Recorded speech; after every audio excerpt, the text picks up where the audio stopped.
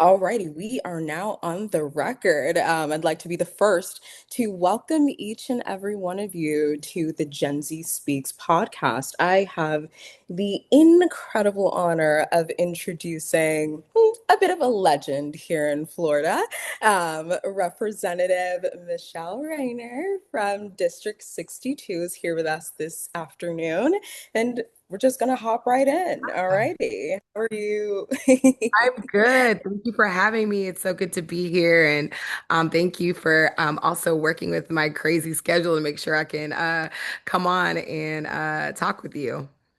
Right. If anything, we're honored to be in your schedule. So just hopping right in, we've known a lot about you. You have a civil rights background, 3 degrees, very well educated. Of course, a partner at a law firm as well. Just your experience as an attorney and a legislator. How do you think your legal experience helped you throughout your career in public service? And Yeah, how did it go work? ahead. Yeah. No. Yeah. I think really just my legal experience really helps me like point out kind of like the faulty arguments that a lot of times Republicans have, right? And understanding that, the laws that we pass in the legislature, words mean things, right? I remember I'll never forget one of my very first floor debates or questioning rather. It was on the Don't Say Gay bill. And I asked the bill sponsor at the time, I said, well, is it and or? Because the way that the sentence was written in the bill, it didn't make sense. And an and or an or means two different things. And one, depending, one may be permissive, one may not be permissive. It just depends. And he said, well, it doesn't matter. I said, well, actually, it does matter. And, the speaker stopped me and was like, Representative Rayner. But I had to make the point that the words that we use, the things that we say matter. And also, I think as a lawyer, especially with redistricting and some of the other bad voting bills that we've passed, it allows me, along with other colleagues, to lay a record so it can be challenged in courts. Obviously, we saw with the redistricting maps, those foolish maps. I have stronger words to say, but I'm gonna, keep it cute. Um, that lawsuits were filed, and I know a lot of the foundation that we laid as legislators comes from that. So it helps me really think strategically on how to kind of combat a lot of the bad things that they're doing in the legislature. Absolutely, absolutely. And just to say the least, I think a lot of especially Gen Z have a hard time understanding as to why a lot of these things are happening, right? Yeah. It's for me specifically just talking along amongst my peers. We're like, why are we working to redistrict a Mhm. completely different community and Yeah, just doing a lot of research into it? We're having maps that are applicable or not applicable. You're saying, well, these two cities are going to have the same representative when they have entirely different needs. So it's 100%. it's for sure that, and we thank you just for your advocacy and all of it. Thank It's you. I mean, that especially. racist train is never late. That racist train is never late, and they can try to dress it up as, oh, it's partisan. Partisan lines are usually drawn by racial lines, right? If there's a bigger demographic of African Americans, Black folks, more likely than not they're going to be Democrats. If there's a larger conglomerate of white folks that maybe live in rural areas, they're more likely than not lean more to Republicans. And not to say that that's, always the case, but I mean, let's think about it. And so what they're doing is part of a bigger plan that I think that we, have to really realize and be aware of. And so my goal and my thought process is that we can not only just be reactionary, we have to go on the offensive. We have to be proactive as well. And we have to use their systems against them, right? Like I think a lot of times we're like, okay, we're gonna do this, but okay, this is the playbook you want. Bet I'm gonna go ahead. I'm gonna use your little playbook, use your little thing that y'all got, and I'm gonna beat you at your game. And so back to the first question you asked, I think that's also how my legal, background really helps me to really be able to kind of deal with what we're seeing in the legislature. Absolutely, and it's pretty interesting once you see that it's historic, right? If you look back into the history of redlining and how far we've come with that, it seems like we're Yeah. going back and forth. And I'm a big fan of your quoting of songs in the literature. I remember specifically, I know in a lot of like the property tax bills, you talked a lot. I remember you quoting bills, bills, bills. It was the funniest thing. I did. Yes, yes. Absolutely. So just going back a little bit, stepping like one step back, just to talk about your early career, early life, what do you think happened to be some of the hardest challenges you faced as a young professional? And if you could offer any piece of advice for myself and, other Gen Z students hoping to have a career in public service. Listen, I think one of the hardest things that I had to learn, and even after I got elected when I was like 36, I think 36, 37. Is really to thine own self be true, right? I was really lucky. I had great parents. They believed in me, all the things, but still being a black woman, being a black queer woman, being at times and still now a black queer woman in a bigger body. There was a lot of respectability, right? And there still is, there's still a lot of respectability politics. And I think that I had to be very clear about who I am. I had to be very clear that I understand what the playbook is and how you think I should show up. And there are parts of that that I may take, but I am going to be firmly who I am. And it was hard, sometimes it's isolating. Sometimes you feel lonely, but I'm very clear you will find the people. You will always find your people. For example, one of my people is Representative Ashley Gant. That's they call us an iconic duo, but you will always find your people that are able to you really kind of speak into you. And so I think that was really the hardest challenge of how am I going to show up? I'm not going to show up as anybody else but Michele. And so sometimes you make some mistakes, sometimes you get it wrong. And you have to trust. For me, I really trusted that, and I still do, because like, I sometimes I just be doing stuff. You have to trust that the universe has your back and that your path, that what is for you will not miss you. And those are the things that and I'm still dealing with it. I mean, I'm in a Senate race right now where respectability politics is very, very much present. My opponent says I don't look senatorial, I don't act senatorial. And I'm like, well, I don't know what acting or looking like senatorial is. If you're the senator, that's what it is. And it's coming from a space of from black folks, right? And so, it's easy to shrink and say, okay, well, I'm just gonna be what people think I should be, but that's not your secret sauce. Your secret sauce is showing up in exactly who you are. And that is what no one can take away from you. Absolutely. And do you think it was finding that power in your individuality that pushed you towards a career in law and politics, or was there a specific point in your life where you knew this was the path for you? Yeah. So, I mean, I finding that place, I mean, I'm still working on it, right? I'm 44. I know I don't look it, but I'm 44. So, period eating, skincare, skinning. But no, I think that it's something that it's a process, right? I knew kind of always growing up I was going to be a lawyer. I knew since I was age 4 or 5, that I wanted to be a lawyer. My mom used to have me watch Eyes on the Prize, so I would see, Constance Baker Motley and Thurgood Marshall, and I was like, I want to do that. But then, after I finished college at the Florida State University, period, go Knowles, I worked on campaigns and then I ended up going to law school. And honestly, I had no intention of becoming a litigator. Thought I was going to just do something super safe, like I don't know, contractual law, and like no shade to people who do that. Like that's y'all. That's just not me. The way that my ADHD is set up, no, no, thank you. That's a little too. You're It's a you're gonna get the big law warriors, Rep. Rayner. Yeah, that's a little too, meticulous for me.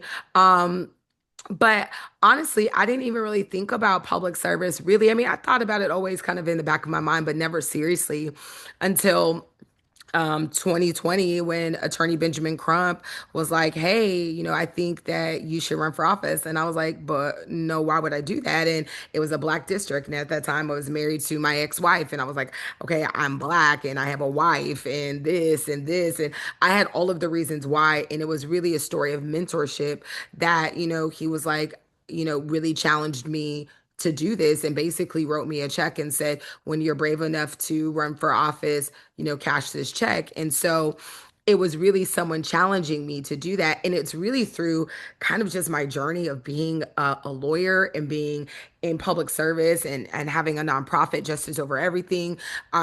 Really, every different path is me finding myself, if that makes sense. Yeah, absolutely. And I think that's the beauty in it, Yeah. right? I guess piggybacking off that question, then throughout your work, what do you think are, or what have you found to be the most detrimental communities for you to uplift through your space here, whether in the legislature or, of course, throughout your work in the legal field? Most certainly Black folks, but I always try to center Black trans women because they are the most marginalized among us. They are most victimized among us. They are the most violated among us.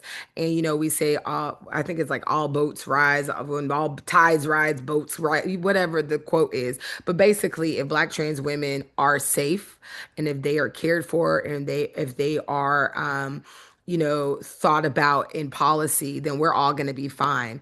And so, I center Black people in all that I do, and I'm unapologetic about that because also understanding Black people, while we are not a monolith, we are still the most marginalized. And then so the other communities, whether it is the Latinx community, whether it is, and also the intersectionality of me being a woman and me being queer. So I think for me, it's all of those kinds of things. I lead with my Blackness, my womanness, and my queerness, right? And I think that when I look at policy, I come from that lens.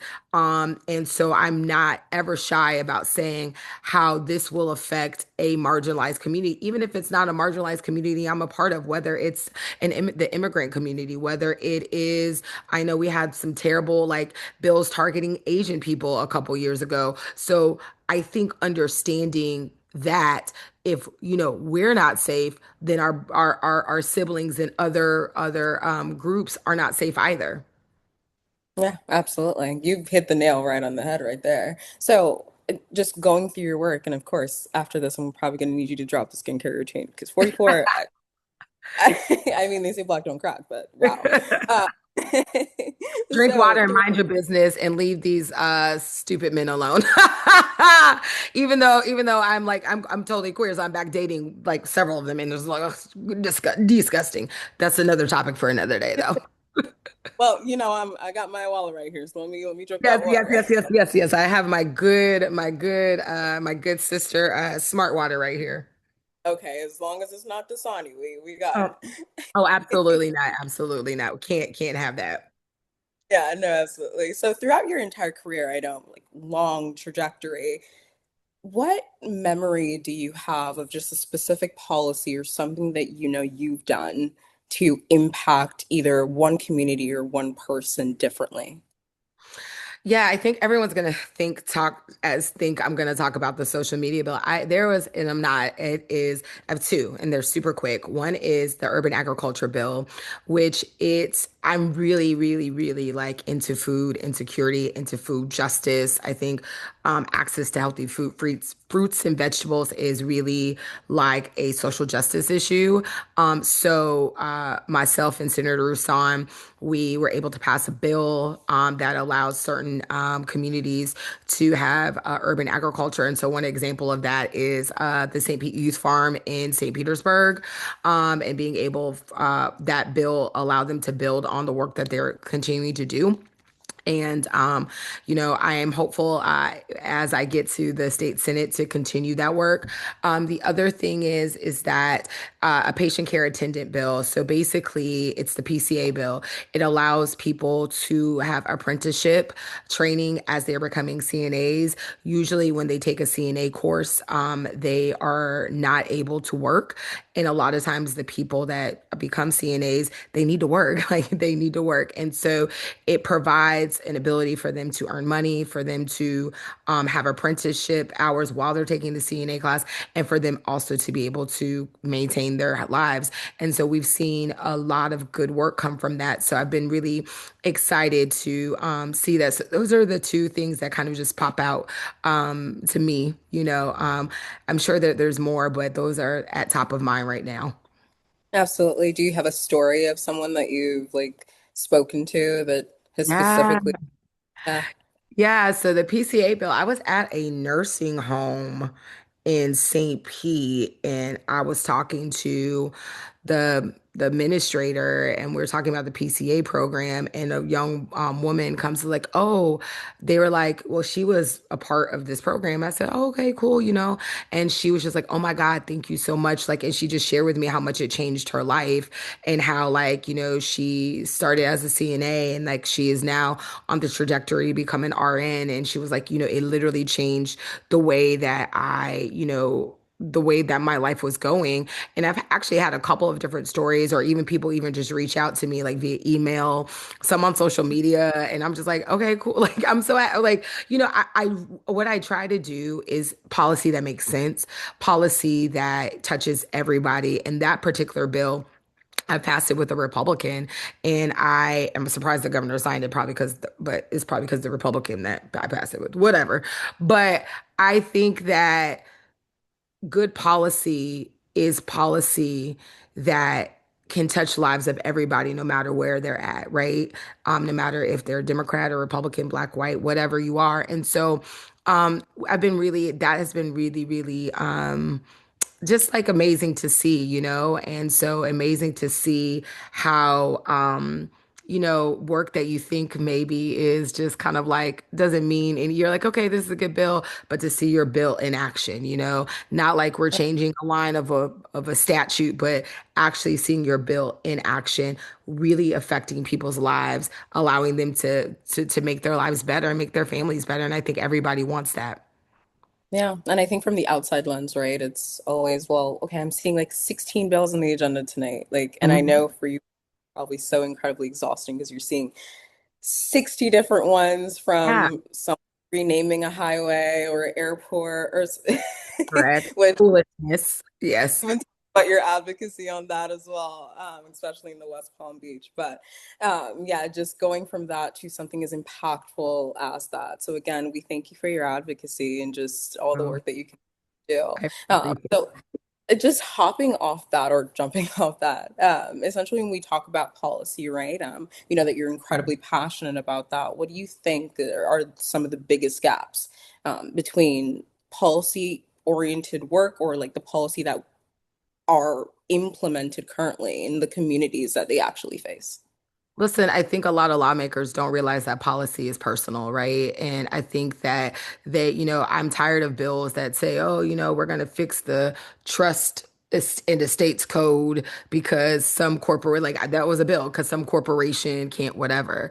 I want to see a trust in the state's code that helps Ms. Jackson around the corner make sure her family can be protected. I think a lot of times people we forget where we come from, right? And so that's where you see those gaps in policy and in impacting people in the communities. I think that we don't remember that we're actually there to do the work of the people, and the work of the people is not empowering large corporations, is not empowering other bad actors to get rich. It's really to ensure that our people are taken care of.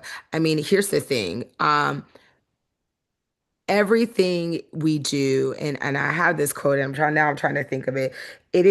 A lot of things that we can do. It's a lack of political will. If we wanted to end the unhoused crisis that we have the ability to do it. It's a lack of political will. And we want to make sure that public schools are fully funded. And if people want to send their kids to charter schools, they can. We can do both. But it's a lack of political will. And I think that when people lack that, and they forget where they come from, and that they're more concerned about a title before their name or honorable. That is why you see a lot of things that we see not only in the Republican Party, but a lot of times also in the Democratic Party. Centrism is dead. Centrism has not helped us. Respectability politics has not helped us. They killed Malcolm and Martin in a suit. So what makes us think that if we play their game, that that is going to be something that actually gets us to where we need to be as a country and as a community and as people? Right. When do we stop being people focused and, Correct. started working for the masked man, right? Correct. Essentially. Right. Correct. Right. Right. 100%. And I know we talked about it. Now, this is a favorite of mine, talking about public education, right? Where do you think the biggest gaps are right now? I know we are dealing a lot with the property taxes. A lot of people didn't Mm, know that taxes fund a lot of these school systems, right? yeah. Moving into charter schools. Can you Yeah. talk to us a bit more about that and why it's so essential for us to advocate for us to keep the system that we have in place currently? Yeah, I mean, I think that education is being attacked all around. One, labor unions, so teachers' unions are being attacked, and, even their protection. Then you have the schools of hope, which, money is going into these schools, taxpayer money is going in there, and people don't know what is actually happening. How, people are, there's stories of, schools taking the money and shutting down, and then the money is not following the student back into public school. So then, our public schools have a shortage. I think that we keep moving the ball on the standards for our public schools. And at the end of the day, I think when people say school choice, that's a false narrative. Yes, it's school choice. People choose to want to send their kid to a private school or a charter school, and people choose to want to send their kid to a public school. And if we're making those choices, let's make sure that they're fully funded. And I think really what it is, it's that the gaps are that it's the funding, and then also I think the injecting of politics, partisan politics into the school. Some of the sex ed courses that was, kind of passed off of the House floor in insane, like absolutely not. And so I think that we can't talk about parents being able to be the parents that they want when it's the parents that y'all like. But like, okay, like it can't be just the parents y'all want to have. It has to be all of us. You know what I mean? And so I think those are some of the things that it's very concerning, and it's been an attack for years, right? And I tell folks the Republicans have had power in the legislature since 1999, and the governor's mansion. So, I mean, it's not me. It's not me. So, we got to just really make sure. Yeah, correct. Hello, not I. We got to make sure that we're just doing what's right to make sure people are protected. Right, right. No, absolutely. So, thinking just more about that, how do you stay so incredibly grounded on your own personal goals while navigating such, you know, Yeah, for lack of a better term, such an insane political climate yeah. atmosphere that we're doing just in the state of Florida? Yeah, I mean, I stay highly medicated. Definitely. Seriously. Mental health is very important. So I go talk to the lady, and make sure that I, take whatever anti-anxiety and anti-depression medication I need to take.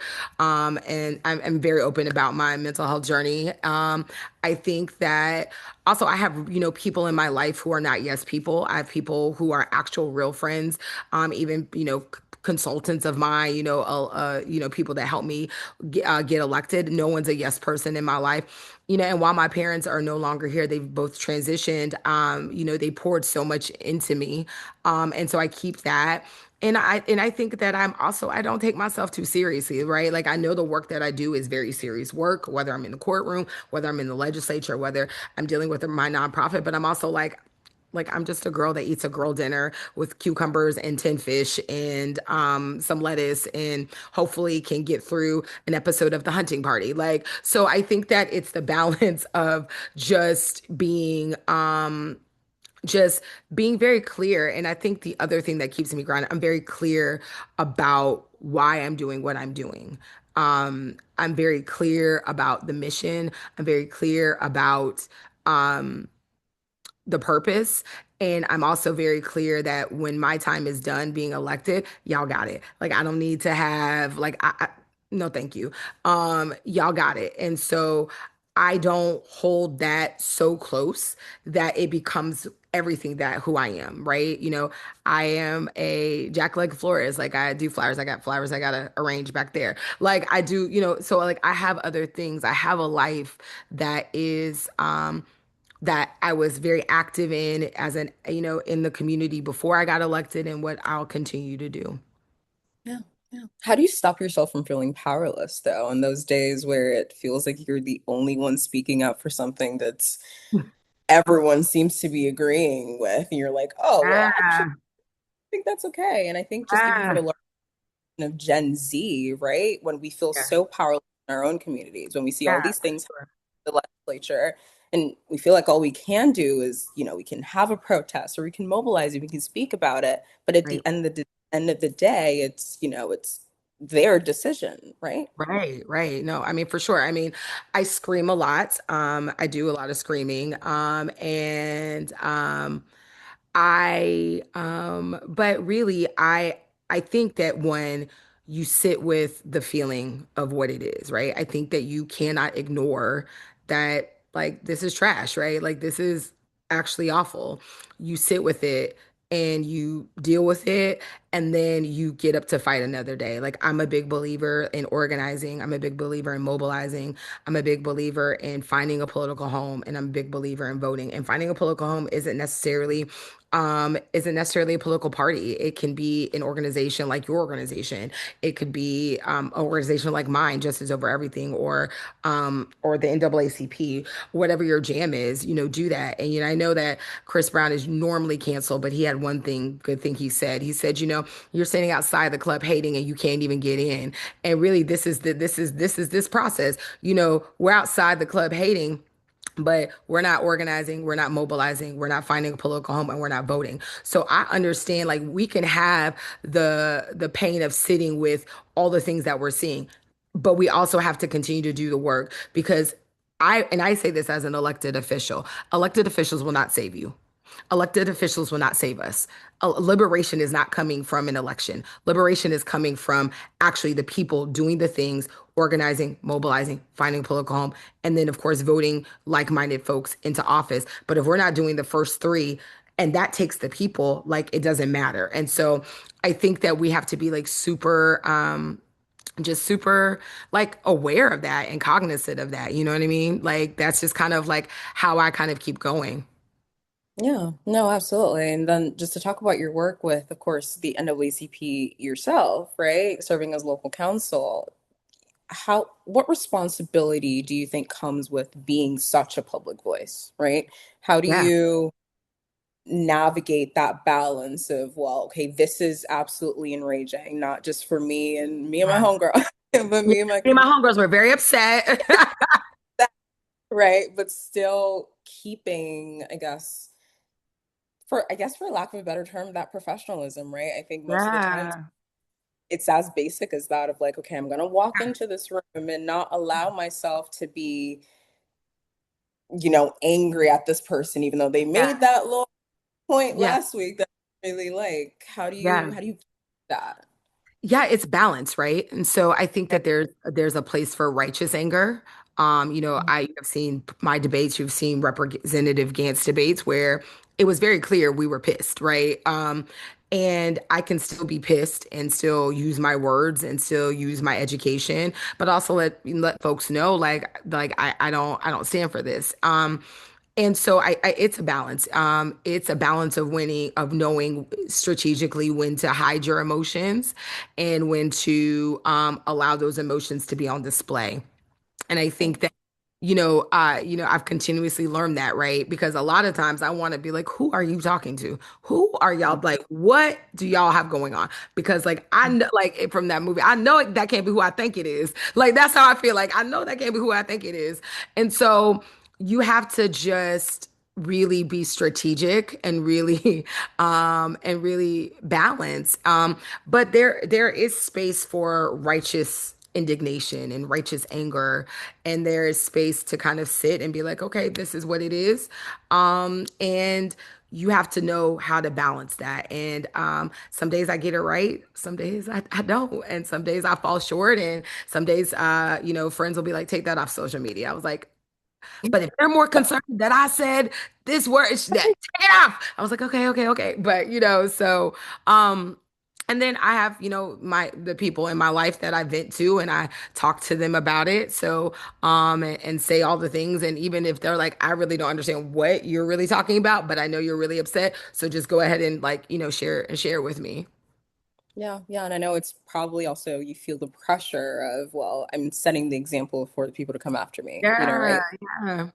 Yeah. And Big, it's also the pressure of like, you want to make sure that when you leave your position that the door isn't just closed behind you, that there are more or people yeah. that can come. So it's also balancing that as well of like, it's not just me that I'm representing. It is so many people, shoulders of whom on which I stand, and also people that are coming behind me. And so also it's being incumbent on making the road a little bit straighter and better for them as they come behind me. Right, right. And just speaking on that of people coming behind you too, especially when we talk about Gen Z, right? This besides just, the voting and getting out there, what role do you see Gen Z playing in just the way that we shape policy, the way that we make Yeah. decisions in the next decade coming up? And how can we start now to be that force of change? Yeah, I mean, young people have always changed the world, right? I mean, I'm young-ish, but young people like Gen Z, y'all have always changed the world. I'm very good friends with Representative Young, who is in the legislature. He's Gen Z. Also, Congressman Maxwell Frost, who's Gen Z. So I think like one of the things that I encourage Gen Zers to do, um, don't wait your turn. Don't wait your turn. I think that, of course, in everything that you do, make sure you make informed decisions. Make sure that you're able to listen and you're able to take advice and constructive criticism. But don't wait your turn. It's You don't have to wait your turn in order to run for office. You don't have to wait your turn in order to start an organization. You don't have to wait your turn in order to do those things. Now, okay, respectfully, is there like thing like you may have to like, pay your dues? Of course, like, right, I get it. Like, you're not gonna be president of the United States tomorrow. Cool. But what I'm saying is don't wait your turn, is don't have anyone tell you you can't do something because you are young or you don't have the experience. And sometimes moments like this call for us to get on the job training. So as long as we're teachable and open, I mean, sometimes we just need to do that, right? Um, and so I just am very big on like I think I employ Gen Zers in my office, right? I have them around me. I have nieces and nephews and godchildren, and so I am big believer that I don't have all the knowledge, and I don't all of that doesn't lie within me, and I like to have different perspectives. And so like yeah, like I think using your voice and being unafraid and being bold, yeah, like don't wait your turn or don't allow someone to make you feel because you are a certain age that you cannot do something. Ah, can we get some snaps for that? Like if I could put that on a t-shirt, I would. Thank Yes. you. And if you could address one misconception just about policy and all the work right now that you think a lot of people, maybe not from my generation, just in general, the biggest misconception, if you could address one of them right now, which would it be? I think one of the biggest misconception is that, you know, like a couple of things. Well, I was gonna say like your vote doesn't matter, but I already dealt with that. A biggest misconception, like about the process or About the about policy process, about like how change actually occurs, about, yeah, man. I think that yeah, or what yeah. of that. Yeah, no, I think that people think that things like this, what we're seeing happen in a vacuum, like overnight, like they just decided to redistrict and like someone just woke up and decided to do it. Like no, this has been a concerted effort for, at least 50 plus years. And and we have to read their playbook because like they're also not that smart. They gave us the playbook. So I mean it's right there. And so I think that understanding that things what we have seen do not happen in that vacuum, and that what we the erosion of democracy that we're seeing has been in play for you know 50 plus years. And so as we are now kind of working to react to that and to fight against that, also understanding that just like as it took time for us to get here, it is going to take time for us to get back. But I'm very clear that the pendulum always swings. And, as my daddy used to say, it's no fun when the rabbit got the gun. So, the the Republicans, will get a taste of their own medicine. And actually, our medicine is the medicine that actually cares and wants to help folks, and wants people's lives to be better. So I mean, they'll benefit too. We actually don't want to destroy the country, but so I think that that's kind of where I think that that's the thing that I feel like people don't really understand. Like this hasn't happened like just overnight in a vacuum. Like this is a concerted effort and process. Yeah, it's been a long time coming to say the least. Yes, Yeah. for sure. Okay. Well, last couple of questions here, and then I Sure. promise I'll let you Oh, you're go. fine. Thank you for so much. It's been a great conversation. Yeah, an absolutely beautiful one. So what would you say would be the biggest issue you think Florida's facing right now? And if you could pass any piece of legislation to address it, how, Affordability, of course, affordability, alrighty. affordability. I mean, Yeah. so I think I would do like an omnibus bill that would deal with like housing, property insurance, that would deal with the cost, like food security. I think that would deal with giving actual real incentives to first time home buyers. I would also look to subsidies for our counties. I would actually roll back a lot of the things that we've done to erode home rule that would allow our counties and city governments to be able to do more things for our people. I would look at what drives actually job creation. I think that, listen, obviously y'all know I'm degreed, but how can we have folks who maybe that's not their path be able to get into work? And so, yeah, I think affordability is the biggest issue. I would stop, making sure that, these companies get these tax cuts and all of those things. And that's really the issue. I would also expand, do Medicare for all. I mean, that's like a thing. And really because also healthcare is so important, and that's a part of the affordability issue, right? You having a health crisis should not cause you to have to decide if you're going to pay your rent or your mortgage and maybe your doctor bill, right? And once again, this is an issue. It's not we don't have the money, it's the issue of political will. Yeah, absolutely. You touch on two important things that I want to circle back on. So just firstly, how feasible do you think right now at this current moment, whether with our position with your position in the legislature, of course, where we are as a political climate, of being able to offset, right, that affordability crisis with um, either the completely, maybe not the complete eradication of, or maybe just the offset of property insurance? Yeah, I mean, I think that one, we gave property insurance or insurance companies massive tax breaks and a lack of real accountability. And we have done things in the legislature with tort reform that have caused property insurance premiums to go sky high.